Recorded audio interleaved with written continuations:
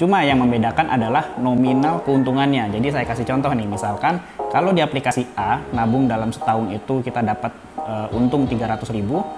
Di aplikasi B, kita bisa dapat untung selama setahun itu dapatnya 600.000. Nah, kenapa kita nggak pilih yang untungnya lebih gede? Dengan aplikasi yang sering update, kita punya kesempatan untuk memiliki keuntungan dalam hitungan hari aja nih.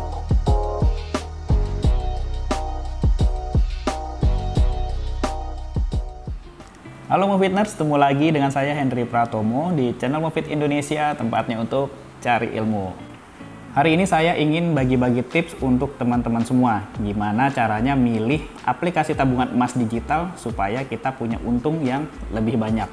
Nah, sekarang aplikasi tabungan emas digital ini udah banyak banget nih teman-teman semua ya. Jadi kalau kita hitung mungkin ada 10 kali ya, 10 aplikasi atau mungkin bahkan lebih. Nah, kalau sebenarnya kita paham tekniknya, kita bisa dapat untung yang lebih banyak di emas digital ini. Kalau untuk tabungan emas digital ini sebenarnya semuanya sama-sama menguntungkan. Cuma yang membedakan adalah nominal keuntungannya. Jadi saya kasih contoh nih, misalkan kalau di aplikasi A, nabung dalam setahun itu kita dapat untung 300.000.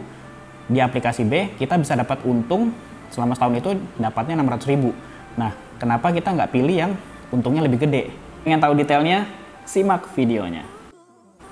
Baik teman-teman, sebelum saya menjelaskan lebih detail, di sini saya mau menginformasikan bahwa apa yang saya sampaikan ini adalah berdasarkan dari observasi saya atau saya yang ngetes langsung ya. Jadi saya tidak membawa brand perusahaan tertentu atau membela salah satu platform aplikasi. Jadi di sini sudah dipastikan netral ya teman-teman. Jadi di sini saya akan sampaikan 5 tips bagaimana cara memilih aplikasi tabungan emas digital supaya kita dapat untung yang maksimal.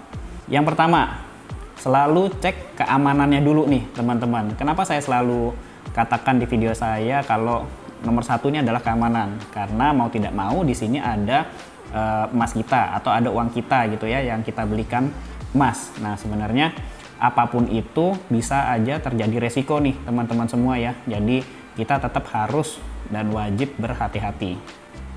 Di video saya beberapa waktu lalu saya juga ada menjelaskan mengenai keamanan tabungan emas digital. Nah, di situ adalah salah satunya kita harus cek keamanan perusahaannya. Nanti teman-teman bisa cek di atas ya, ada di deskripsi di atas, tinggal dicek videonya.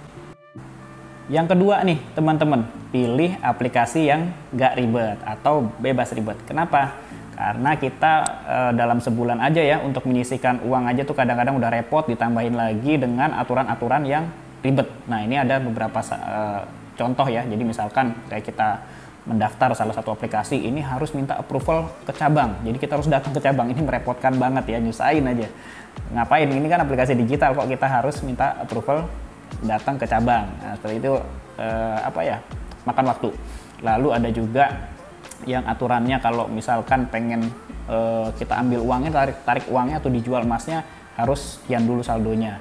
Kalau mau dicetak harus sekian dulu juga saldonya. Nah, karena ada juga di beberapa aplikasi yang tidak menerapkan itu semua. Nah, sekarang kalau misalkan ada yang lebih gampang, ngapain kita repot-repot? Ya enggak? Yang ketiga nih teman-teman, nah di sini adalah kuncinya nih dari 5 tips ini ya. Tapi nanti tetap simak yang paling bawah dulu ya, karena di sini penting juga nih, sama-sama penting nih. Nanti saya juga ada beberapa contoh. Oke, yang ketiga. Yang ketiga ini cari yang selisih harga jual dan belinya paling sedikit nih teman-teman. Kenapa begitu? Jadi gini, kalau kita dapat harga spread yang sangat sedikit atau kecil, itu kita punya potensi keuntungan yang lebih besar. Jadi contoh mudahnya adalah harga belinya tidak terlalu mahal dan harga jualnya tidak terlalu rendah. Nah, lebih bagus lagi kalau harga jualnya itu tinggi gitu. Jadi kita dapat untungnya itu pasti lebih banyak. Lalu yang keempat nih teman-teman, yang keempat adalah pilih yang paling sering update harga. Nah, ini memang agak baru ya. Waktu awal-awal muncul aplikasi tabungan emas digital, rata-rata update harga itu hanya 1 hari sekali. Tapi sekarang udah banyak kompetitor, mereka berinovasi, ada yang 1 jam sekali update, ada yang tiap menit update. Nah, kenapa saya sarankan cari yang sering-sering update seperti ini nih? Nah, dengan aplikasi yang sering update, kita punya kesempatan untuk memiliki keuntungan dalam hitungan hari aja nih teman-teman. Jadi kalau umumnya kita punya umumnya kita punya emas logam mulia, biasanya kita simpan setahun 2 tahun baru untung. Ini dalam hitungan hari sudah untung. Nah, di sini saya punya contohnya nih. Saya ambil dari salah satu platform aplikasi tabungan emas digital, di mana dalam beberapa hari saya sudah mendapatkan keuntungan. Ini kurang lebih di bawah 7 hari ya, teman-teman semua. Nah, di sini bisa lihat gambarnya di sini. Di sini harga jualnya 868.979.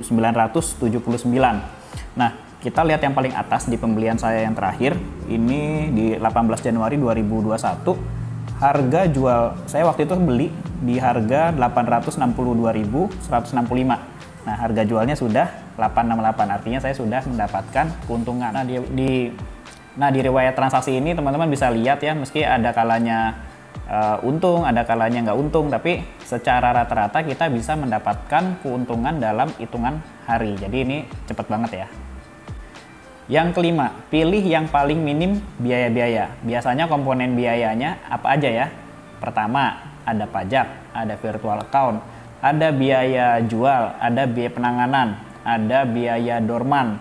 Nah, ini lumayan ya. Jadi mungkin kalau saya jelasin satu-satu, kalau misalkan biaya pajak, ini belum semua perusahaan aplikasi tabungan emas digital mengenakan pajak untuk pelanggannya. Tapi nanti kemungkinan kalau memang ini sudah jadi peraturan pemerintah yang harus diikuti, ya udah mau nggak mau kita harus bayar pajak juga. Terus ada biaya penanganan. Nah, biaya penanganan ini mungkin kayak biaya jasa kali ya. Jadi ini ada persentasenya. Jadi kemungkinan semakin besar kita beli emasnya atau semakin besar pembelian kita, biaya penanganan juga semakin besar. Lalu ada juga biaya jual. Biaya jual ini biasanya kalau kita memiliki bank yang tidak sama dengan yang dimiliki oleh si platform aplikasi, itu kena 6.500 atau kena biaya antar bank aja, seperti itu ya. Nah, lalu biaya virtual account. Biaya virtual account ini umum di mana-mana ada. Nah, biasanya memang ada di beberapa platform yang tidak mengenakan biaya virtual account. Ini rata-rata masih promo ya, jadi nggak usah terlalu wah, karena suatu saat nanti pasti akan bayar juga. Lalu ada biaya dorman. Nah, ini juga ada di salah satu platform yang mengenakan biaya dorman. Dorman ini semacam kayak perbankan gitu ya. Jadi kalau misalkan kita tidak beli emas atau tidak nabung-nabung emas dalam jangka waktu lebih dari 6 bulan, itu nanti kita bisa kena denda per bulan. Nah, itu kebijakannya tergantung dari si platform aplikasi tabungan emas digitalnya. Oh ya, saya lupa satu lagi, ada biaya titip emas. Nah, ini juga lumayan nih teman-teman. Ada biaya titip emas ini biasanya dikenakan tahunan. Jadi kurang lebih sih kalau nggak salah itu 30-35 ribu ya, nggak besar lah ya, tapi lumayan sih nambah-nambahin kos kita ya. Gimana nih teman-teman? Udah jelas ya, udah tahu ya sekarang gimana cara milih aplikasi tabungan emas digital supaya kita untung. Nah, sebenarnya kalau saya yang dimintakan pendapat, saya pilih yang mana nih ya? Nah, saya kan nggak bisa sebut merek ya, tapi intinya saya pilih yang paling nggak ribet dan yang paling hemat biayanya. Nah, kira-kira itu tadi 5 tips dari saya yang bisa saya sampaikan ke teman-teman. Semoga bermanfaat. Tetap semangat, tetap nabung emas. Jangan lupa bantu kita untuk subscribe, like, dan komen agar channel kita terus berkembang.